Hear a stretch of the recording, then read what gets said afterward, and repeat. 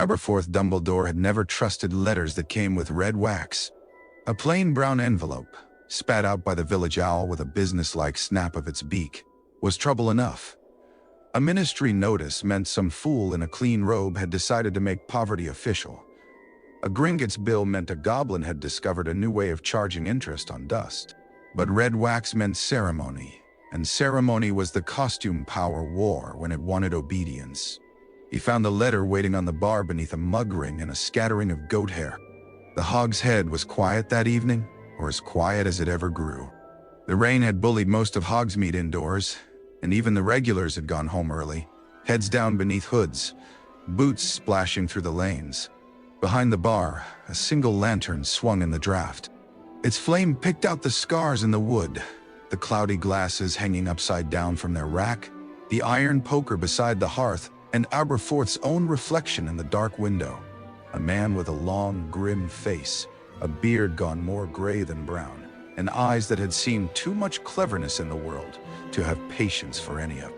He knew the handwriting before he broke the seal. Minerva McGonagall's hand was as sharp as her voice, black ink standing upright on the parchment as if it had been drilled by command. She wrote with restraint, but grief had worked between her words like frost between stones. Albus is gone. He read those 3 words twice, then no more for a while. The rain hissed against the glass. Somewhere above the taproom, a loose shutter knocked and knocked, asking a question nobody sane would answer. Aberforth stood with the letter open in his thick fingers, and felt nothing at first but a sour exhaustion, as if some old debt had finally come due and he had known the collector's face all along. Albus is gone. The boy who had once sat across from him at a kitchen table in Godric's Hollow with ink on his cuffs and stars in his eyes. The brother who had spoken of destiny while Ariana trembled at the sound of raised voices. The brilliant fool who had wanted to rearrange the world for its own good and had never learned that the world, when rearranged by clever boys, crushed the small first. The man the whole country had leaned upon as if he were a tower built by God. Gone. Aberforth lowered the parchment onto the bar. He did not weep. He had done his weeping when he was 18, beside a grave too small for the sorrow placed in it. He had spent the rest of his life turning grief into anger because anger had uses. Anger could keep a roof from falling. Anger could keep a wand steady. Anger could keep a man from walking across a lane to forgive someone who had never properly asked. He poured himself fire whiskey, not the cheap piss he gave strangers, but a bottle from the back shelf with dust thick enough to prove it had earned its age. He drank without ceremony. Then he finished the letter. Minerva did not waste time dressing the truth. The Board of Governors was divided. The ministry was circling. Parents were terrified. Hogwarts, after years of danger gathering at its gates like wolves, had become a prize. Dolores Umbridge had left scars in the walls, and deeper ones in the children. Cornelius Fudge's vanity had broken what little trust remained. Rufus Scrimgeour, for all his iron jaw and lion's mane, was more battlefield than statesman. The Death Eaters had returned not as rumors, but as bodies in the street, as dark marks over rooftops, as names whispered over empty chairs. And Albus, who had held the school together by being Albus, had left a hole so large everyone mistook it for a doorway. The governors wished to appoint a new headmaster at once. Minerva's name had been put forward. So had Phileas Flitwick's. So, absurdly, had a ministry man who had never taught anything more complicated than obedience. Yet there was another name now moving among them, not because anyone trusted it, but because Albus had written it into a sealed recommendation years before. Aberforth Dumbledore. He stared at that part for a long time. Then he began to laugh. The sound filled the empty inn like a chair scraping across stone. It was not happy laughter. It had teeth in it. A goat bleated irritably from the shed behind the kitchen, and Aberforth raised his glass toward the wall. "Hey," he said. "You heard right." Albus had done it again. From the grave, from wherever saints and meddlers went when they finally stopped talking, he had reached back into Aberforth's life and moved a piece on the board. There was a knock at the door. Aberforth did not answer. He drank again. The knock came once more, crisp and controlled. "No one with decent sense knocks like that," he called. The door opened anyway, and Minerva McGonagall stepped into the hogshead with rain shining on her traveling cloak. She lowered her hood, revealing hairpins severely beneath her hat, though the weather had loosened a few silver-black strands around her temples. She looked older than when he had last seen her properly. Not weak. Never that. But there was a hollowness beneath her cheekbones, a strain around the mouth of someone who had been holding a wall upright while stones fell from it. Behind her came a gust of wet air and the smell of storm. "I see you received my letter," she said. "I was just admiring the joke." "It is not a joke. It has Albus' fingerprints all over it. That makes it close enough." Minerva shut the door. "The recommendation is genuine. So is Grindelwald's charm." Her eyes sharpened. "This is not the night for old wounds." Aberforth leaned his hands on the bar. "That's where you're wrong. Every night is the night for old wounds. They're what history is made of." She drew a breath, perhaps to rebuke him, perhaps to steady herself. For a moment, the room seemed to remember all of the years between them. Staff meetings he had never attended, Christmas feasts he had ignored, battles fought in corridors while he watched from his shabby inn and poured drinks for informants, fugitives, cowards, and heroes too frightened to admit what they were. Minerva had served beside Albus. Aberforth had endured beside his ghost. "They need you," she said. "They need someone respectable. They need someone unbought. That cuts the list short, does it? They need someone the Ministry cannot easily use, someone the Death Eaters cannot easily frighten, and someone whose name still carries weight. My brother's name carries weight. Mine carries a smell of goats and bad ale. Your name is Dumbledore." He slammed the glass down. "Do not mistake me for a family crest. I would never mistake you for anything polished enough to hang on a wall." Despite himself, Aberforth almost smiled. Minerva had always possessed the rare gift of insulting a man honestly. She crossed the room and placed another parchment on the bar. This one bore several signatures. Augusta Longbottom's fierce hand, a looping mark from Tiberius Ogden, Elphias Doge's trembling script. Others. Governors died. Old families. A few names he distrusted on principle, and a few he distrusted because he knew them. "They will vote tomorrow," Minerva said. "If you refuse, the Ministry will push their candidate. Scrimgeour will call it wartime necessity. The Prophet will call it stability. Parents will call it safety because they are frightened enough to accept chains if they are wrapped in school colors. Hey. And you? I will fight if I must.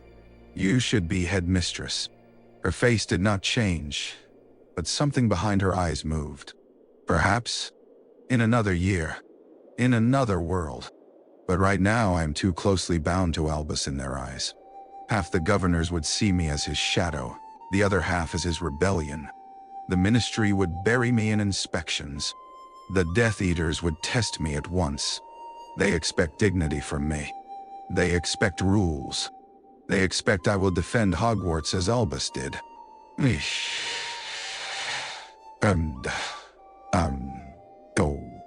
And from me?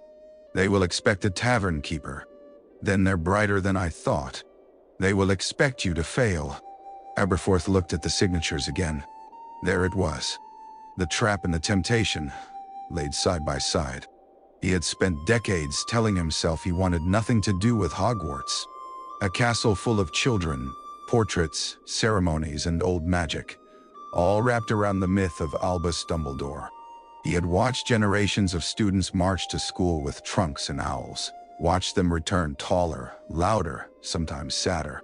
He had served them butterbeer when they grew old enough to sneak into his inn, had listened to their boastings and heartbreaks, had thrown out the worst of them and hidden the best when danger came. He knew the school better than many who taught there. He knew where its protections thinned. He knew which portraits gossiped honestly and which lied for entertainment. He knew which secret passages still breathed beneath the hills and which had collapsed into mud. He knew the smell of fear on a fifth year who had been cursed in a corridor and told not to make trouble. He knew what children looked like when adults failed them. Ariana's face rose in him then, not as it had been in death, but at 13, her hair loose, her hands tucked into her sleeves, watching the kettle steam as if even boiling water might turn against her. She had needed quiet. She had needed patience. She had needed someone to choose her over grand designs. He had chosen her too late. Why did he do it? Aberforth asked. Minerva's expression softened by a fraction. Albus rarely explained himself fully. He preferred leaving people riddles and calling it trust. He wrote that if Hogwarts ever reached a moment when brilliance would be mistaken for salvation, the school should be given instead to someone who distrusted brilliance. Aberforth said nothing. Minerva took a folded note from her sleeve. The parchment was older, yellowed at the crease. She slid it across the bar. He did not touch it. "I did not read this," she said. "It is addressed to you." The room seemed to shrink. Aberforth looked down at the familiar slant of the writing. Albus had always written beautifully. Even as a boy, his letters had looked as though they expected to be preserved. For a long while, Aberforth kept his hands flat on the bar. Then, cursing under his breath, he picked up the note and opened it. "Aberforth, if this has found you, I have again arranged matters without your permission. You may consider this proof that death has not improved my manners." He made a low sound that was almost a laugh and almost a growl. "I will not insult you by asking forgiveness in a letter. I forfeited the right to easy words long ago. But Hogwarts may one day require what I could not give it. Not vision, not cleverness, not the dangerous mercy of men who believe they know what others must become. It may require refusal. You have always known how to refuse. Refuse the ministry when it offers protection in exchange for ownership. Refuse blood purity when it dresses itself as tradition. Refuse children's suffering when adults call it discipline. Refuse my legend if it becomes a chain around the school's throat. I have spent much of my life trying to protect people from afar. You, I think, might protect them from close enough to hear when they are frightened. Ariana deserves such protection. I failed her. Do not let Hogwarts become another house where the frightened are told to be quiet for the sake of great plans." Aberforth read it once. Then again. The lantern flame blurred. He blinked hard and folded the note with hands that had begun, traitorously, to tremble. Minerva gave him the dignity of looking toward the fire. "He always did know how to make apology sound like homework," Aberforth said. "Yes," she replied quietly. "He did." Outside, thunder moved over the mountains. Not a crack, not a shout, but a long, deep mutter, like giants turning in their sleep. Aberforth tucked the note into his waistcoat. He thought of the ministry man sitting in some paneled office, already measuring the headmaster's chair. He thought of Lucius Malfoy whispering through intermediaries, of frightened parents, of children learning that the world was something done to them by their betters. He thought of Albus on the other side of death, still meddling, still remorseful, still right often enough to be infuriating. Then he reached beneath the bar, took out the iron key to the hog's head, and tossed it to Minerva. She caught it by reflex. "What is this?" "You'll lock up after me." Her brows lifted. "You are coming now?" "No, I'm going to change my coat first. If I'm to be made a fool in front of governors, I'll not do it smelling like goat feed." "That may be unavoidable. There's the Minerva I remember." He came around the bar, heavier in his step than Albus had ever been. Less graceful, less luminous. His boots left wet marks in the dust. He paused by the door and looked back at the room that had been his fortress and punishment for half a lifetime. Ariana's portrait hung in the shadow beside the stairs. Not a grand portrait, not enchanted with much movement. Just a small painted likeness made from memory. Her face turned slightly toward a window that was not there. In the lantern glow, her eyes seemed almost alive. Aberforth touched 2 fingers to the frame. "I'll not make speeches," he told Minerva. "I imagine not. I'll not wear purple. A mercy." And if any governor calls me Professor Dumbledore in that simpering tone they used for Albus, I may hex him. I will endeavor to stand between you and the witnesses.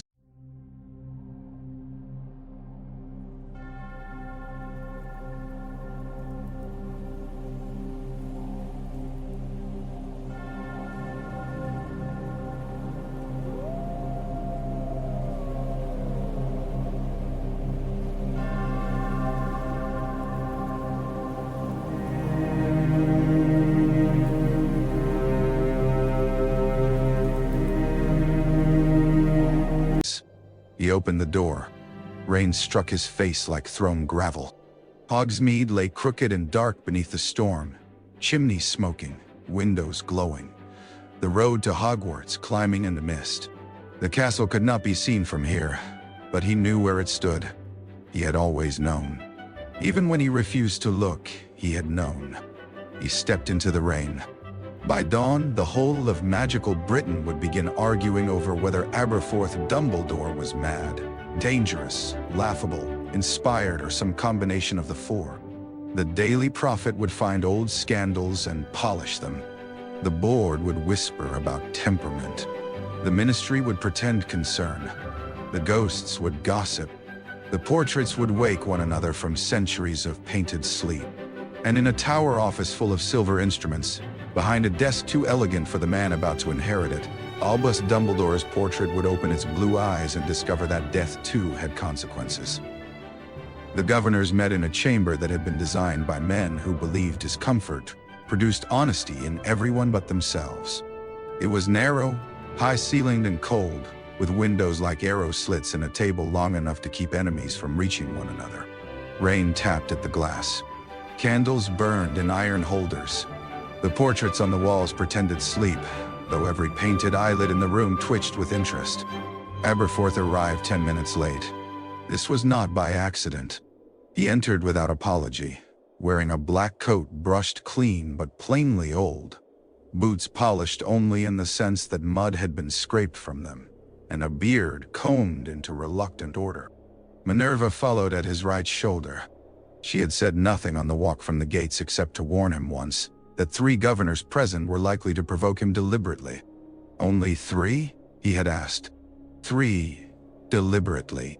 Now those governors stared as if a goat had learned to open doors and join them for tea. At the far end sat Griselda Marchbanks, ancient as winter roots, her sharp eyes magnified behind spectacles. Beside her was Augusta Longbottom, whose handbag rested on the table like a concealed weapon. Tiberius Ogden leaned back with the weariness of a man who had spent too many years watching institutions rot from the inside. Elphias Dogue looked as though grief had borrowed his bones and forgotten to return them. Several others sat in uneasy clusters.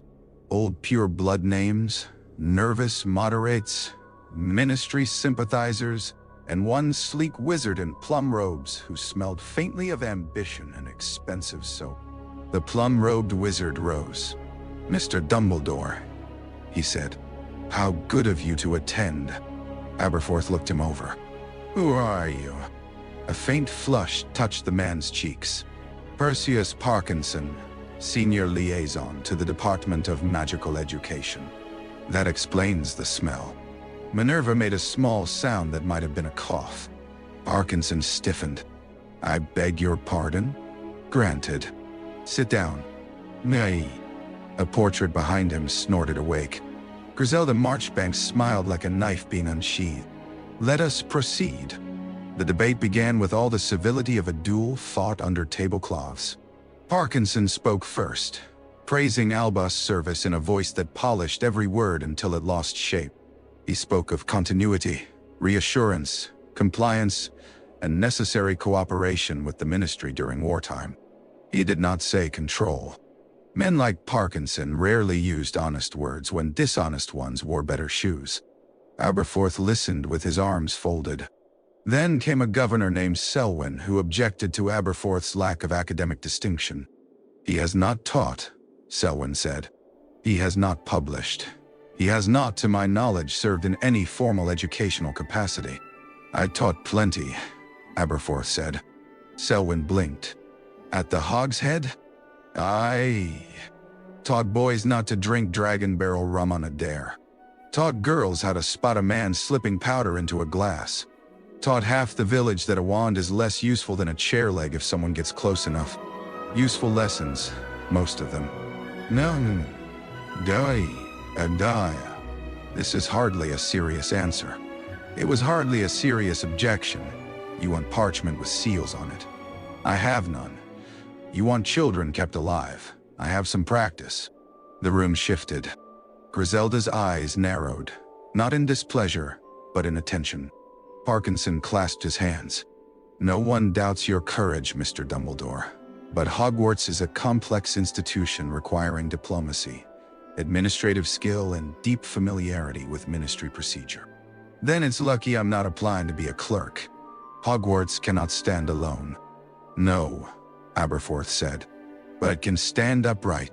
Augusta Longbottom thumped the table with the head of her cane. Well said. Parkinson ignored her. May I ask plainly what your policy would be regarding ministry oversight? No. I beg your... You may not ask plainly because you've shown no talent for plainness. But I'll answer what you mean. If the ministry sends help, I'll take it. If it sends chains, I'll melt them down for door bolts. Selwyn leaned forward. And blood status? Parents have expressed concern that the school's admissions policies have become politically provocative. No, you bad no. Panim temto. Aberforth looked at him for the first time with true interest. Politically provocative. Muggle-born admissions, half-blood advancement, creatures employed in proximity to students. Children, Aberforth said. I beg your pardon? They're children. Not blood status. Not policy symbols. Children. Die. Hogwarts takes them if they've magic and teaches them not to blow their hands off. That's the work. If any parent finds that provocative, they may provoke themselves elsewhere. Nana. And do. A murmur moved around the table. Parkinson's mouth thinned. You speak with passion, yet passion unguided can be dangerous. Aberforth laughed once. Hey, I've met guided passion. It wore better robes and left more bodies. For the first time, Elphias Dogue looked up. The old man's eyes were wet. Aberforth, he said softly. What would you do with Albus's legacy? The chamber went still. There it was. The question beneath all questions. The shadow at the table. Albus Dumbledore had not merely been headmaster. He had been an age of the school. His eccentricity had softened power. His brilliance had dazzled scrutiny. His secrets had become architecture. To govern Hogwarts after him was not succession. It was excavation. Aberforth uncrossed his arms. I'd stop worshipping it, he said. Elphias flinched. Aberforth did not soften. Albus was a great man. He was also a man.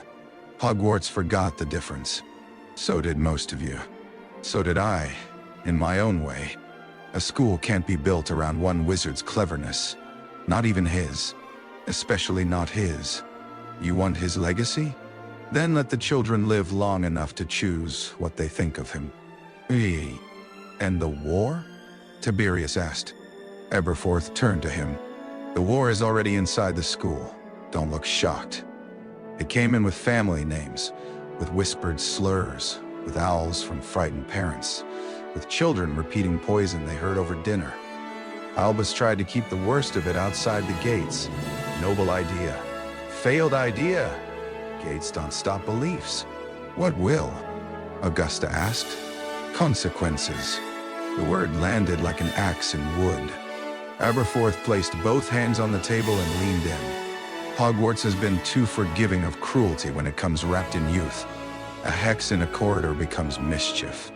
A slur becomes house rivalry. A teacher's spite becomes strictness. A child's fear becomes oversensitivity. No more. If I take that chair, every student in that castle will know this. Magic is not a birthright to be sharpened on the weak. Hurt another child for their blood, their poverty, their name, their house, their fear, and you will answer for it. Teacher, student, Ghost, portrait, I don't care. The school will not be a training yard for tyrants. Nay, it's sure. No one spoke for several seconds. Then Parkinson said, "An admirable sentiment. But discipline without ministry partnership may be perceived as instability." Aberforth straightened. "There's your problem. You think perception is the thing. In public life, perception is often reality. No, reality is reality. Perception is what cowards sell when reality embarrasses them." Augusta laughed aloud.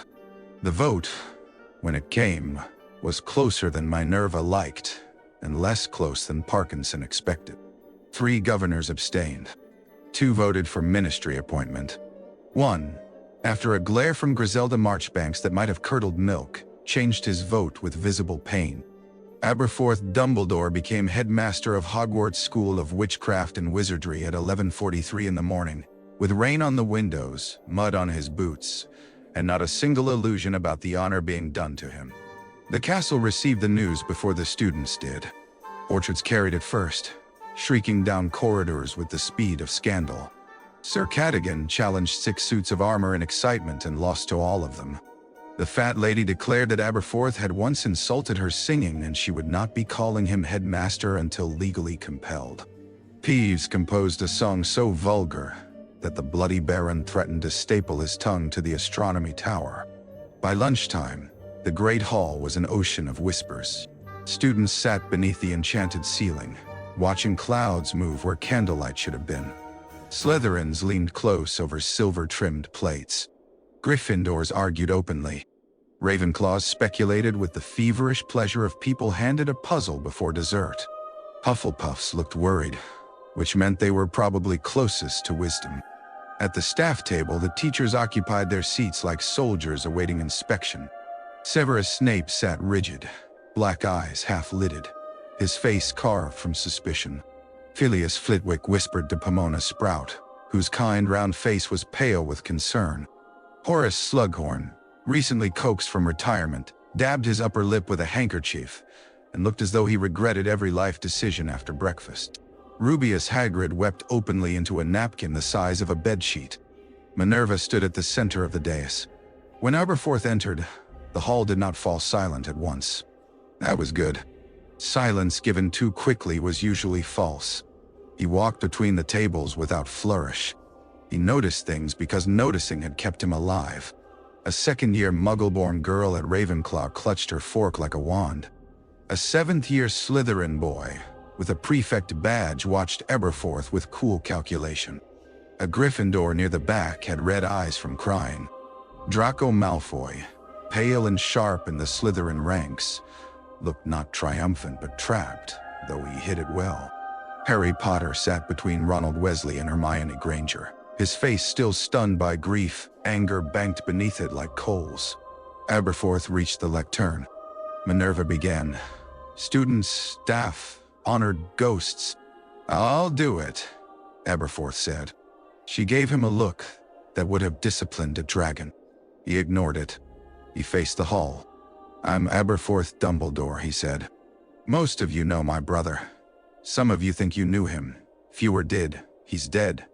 And I'm not going to make pretty words over that, because grief doesn't improve when decorated." The hall froze. At the Gryffindor table, Harry's jaw tightened. Aberforth saw and understood. The boy had loved Albus. Many had. Love did not always make a man easier to speak of honestly. "I've been made headmaster," Aberforth continued. "Some of you are pleased because you think it means the old man's name still guards the door. Some of you are angry because you wanted Professor McGonagall, and frankly, you had good taste. Some of you are frightened because every adult in your life keeps telling you things are under control, while proving otherwise." That reached him. He felt it move through the hall. "So let me be plain. Things are not under control. There is a war outside these walls. There are families at your tables who serve different sides of it. There are some among you who have been taught to hate, some who have been taught to hide, and some who have been taught to hide, and some who have been taught that being brave means being silent until adults finish ruining matters." Hermione stared at him now, utterly still. That ends where I can end it, Aberforth said. Hogwarts is not neutral about cruelty. It is not neutral about blood purity. It is not neutral about children being hunted for what they were born. If you raise a wand for that cause in this school, you will meet me. If you use your prefect badge as a cudgel, you will lose it. If a teacher abuses your trust, you will tell your head of house. And if your head of house does nothing, you will tell me. If you are afraid, you will not be mocked for it. Fear is often